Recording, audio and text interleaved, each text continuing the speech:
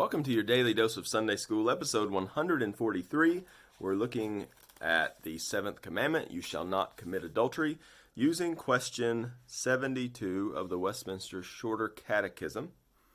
What is forbidden in the seventh commandment? The seventh commandment forbids all unchaste thoughts, words, and actions. So, any thought, word, or action that lends itself towards sexual immorality, any thoughts, words, or actions that is impure, that is what is forbidden in the seventh commandment, once we understand it rightly.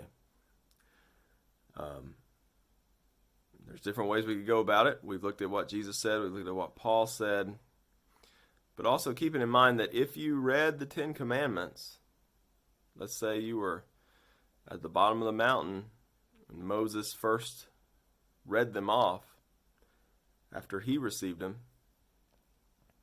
the big clue that, okay, this isn't just a list of what I do outwardly, is when you get to the 10th commandment and it says, you shall not covet.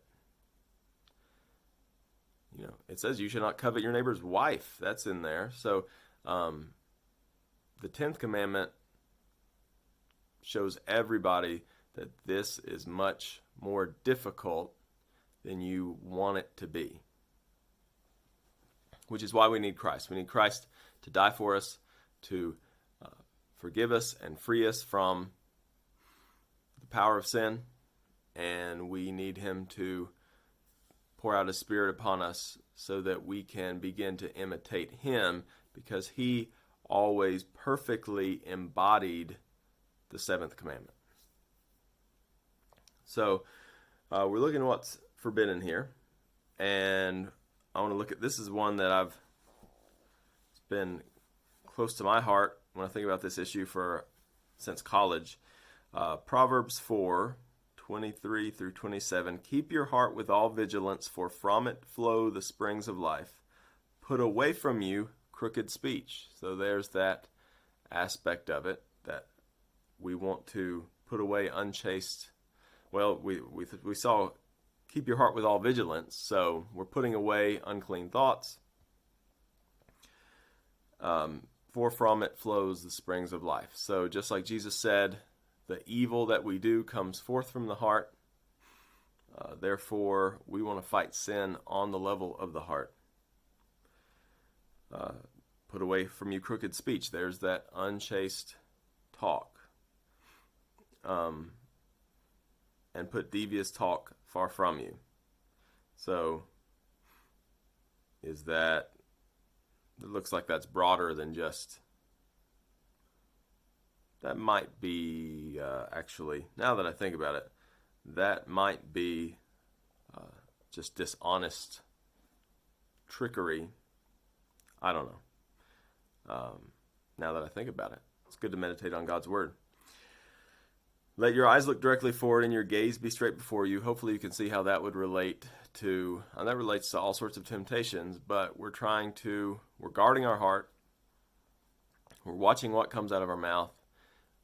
We are not looking at things that are going to lead us into sin. Ponder the path of your feet, then all your ways will be sure. So you don't want to be like the stupid people. There's these dumb young men in the book of Proverbs who they're following their heart to places they ought not be, and they find themselves basically like oxen going to the slaughter, walking down the street of the adulteress. They're just kind of outwardly, consciously, they feel, oh, I'm just going for a stroll. That's what they tell themselves. But meanwhile, they're veering towards sexual immorality that's going to destroy them. So we're keeping an eye on our heart, because the heart's tricky. That's what Jeremiah tells us. And we are avoiding stepping into the way of that's going to lead us into sin. Verse 27, do not swerve to the right or to the left. Turn your foot away from evil. So I think there's a great picture of fighting sin from the heart, fighting sexual immorality from the heart, and guarding our thoughts, fighting evil words and actions. So that's how we want to approach our battle against sin.